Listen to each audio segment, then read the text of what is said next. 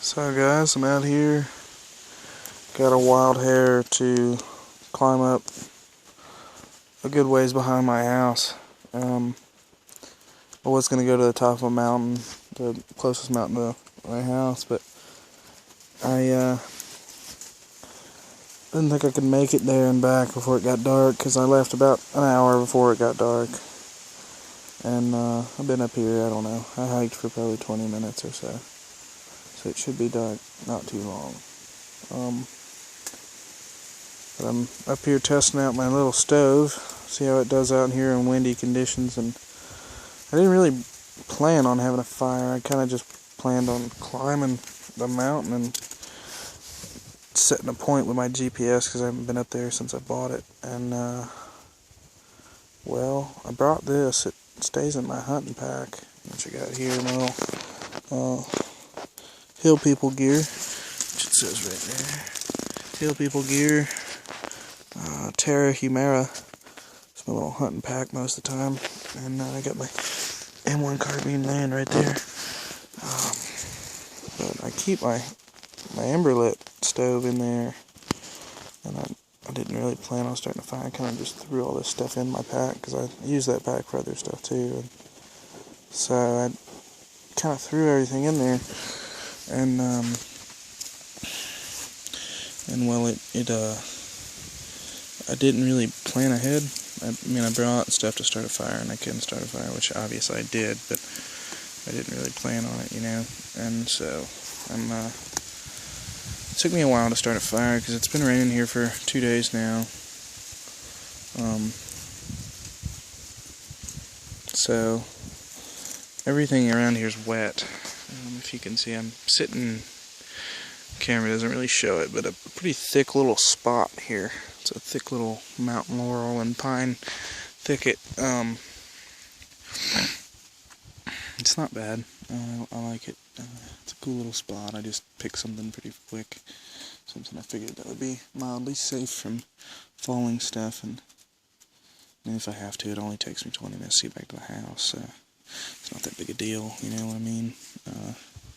But anyway, I'm up here testing out the stove, and it did really well. It actually, you know, I mean, like I said, I had trouble getting a fire started because I didn't have anything combustible. I mean, I ended up using the piece of paper from the pack that the stove was in, the instructions to start a fire. So, and a lighter. I would have used flint, but I didn't feel like going out. I mean, I didn't really have time to go get stuff to do any kind of fire like that. So, but I'm up here, and it's really nice. I got go over some little gear here. This is the Baco Laplander, one of the best folding saw I've ever used. Yeah, most definitely. It's a great saw, and I carry it a good bit of the time whenever I'm doing light stuff. There's the logo there. Other than that, I've got my Hill People gear mountain serape sitting here in the this outdoor research stuff sack. Might show you guys that in another video. But it's a sleeping bag and a blanket and cloak. It does a lot of stuff. It's a little pricey, but it's definitely worth it, and I will be buying another one. And see, I'm not paying attention to my fire here. I'm letting the shit burn out. But anyway, it's a good piece of gear, I think. For the money, I mean, it's a lot of money, but it's still a good piece of kit.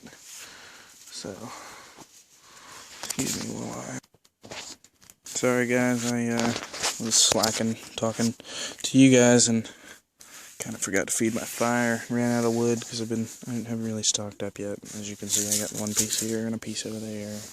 Breaking some stuff off this tree here. But anyway, I just got these field notes.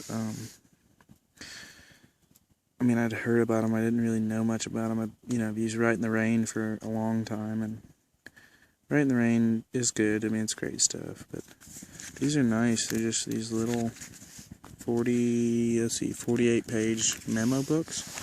This is their Expedition series. You can see, it's got just dots in it. It's no lines.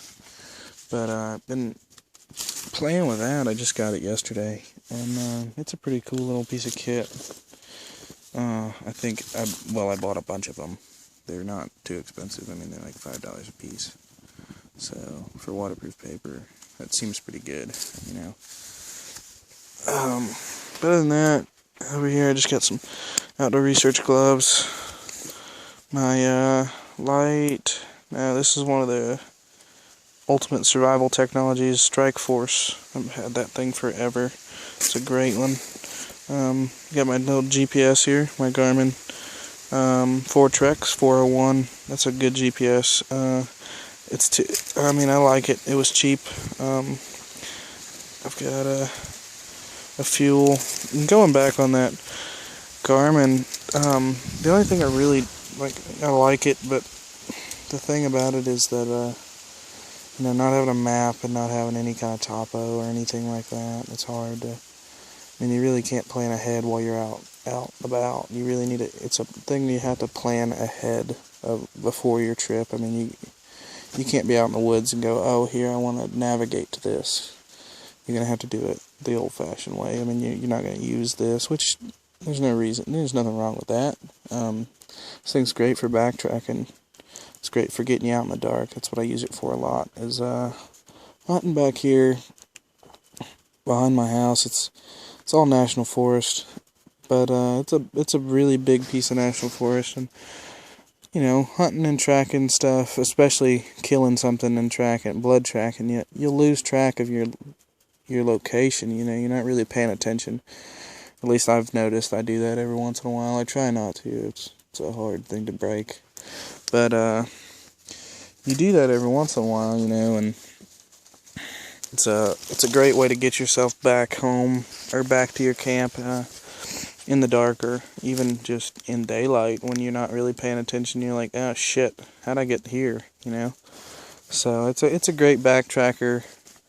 It's about $175. I like it a lot. I use it with work a lot.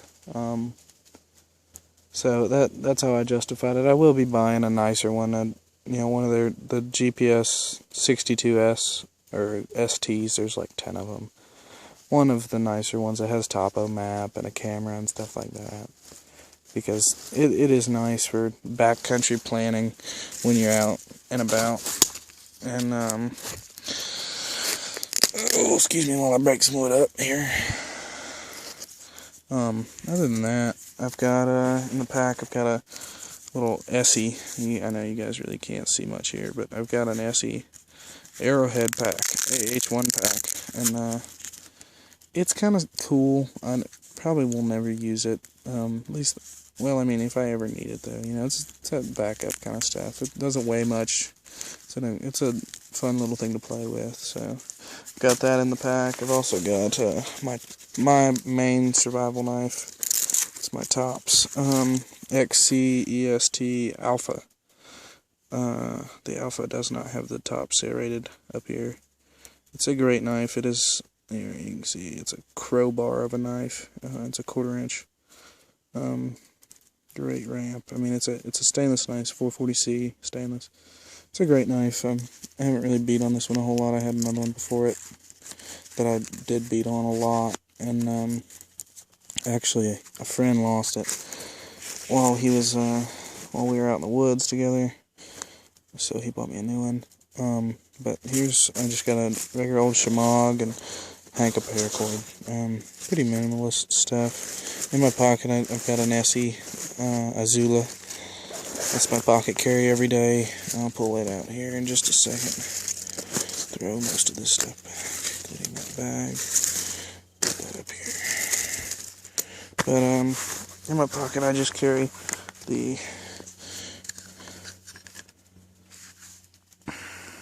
Essie Azula. I put handles on it, and I don't know if you can see it. You can kind of see it right there. It is beat to death. Like I said, it's my everyday carry. It goes everywhere with me, and it pries stuff open, cuts open cans. It does all the things you're not supposed to do with a knife, and it's still got a razor sharp edge on it. Other than that, in my pocket I've got a Leatherman. I carry a Leatherman Sidekick. It's an okay multi-tool. I'd like to have a nicer one, a Charge or something. But it's an okay multi-tool. That's alright. It usually carries with the clip for some reason. It was not on the clip, it was down in my pocket. I've got also a lighter, and that's about it. For my pocket carry, about all my stuff, really. I carried up a Thermarest Z-Light that I just bought. I wanted to test it out. I really just wanted to keep my ass dry off the ground. Because, like I said, it has rained the last 2 days here, and everything's real wet. So I just wanted to keep my ass, number one, warm. It is middle of November. So it's a little chilly here. I'm no thermals. Just what I was wearing today, which is my mountaineering boots, some cool pants, which if you guys don't know about cool, they're about the best thing you can buy, best thing you can wear. They're expensive, but they're nice pants. They're spelled K-U-H-L. They're great pants. They're expensive, but worth it. And then I've just got a Kavu long sleeve t-shirt on. I was gonna throw something else on, but I was like, nah, I didn't want to get hot hiking up the mountain, so I plan on, once it gets cold, I'll just put that on there around my back or something, and I should be alright. But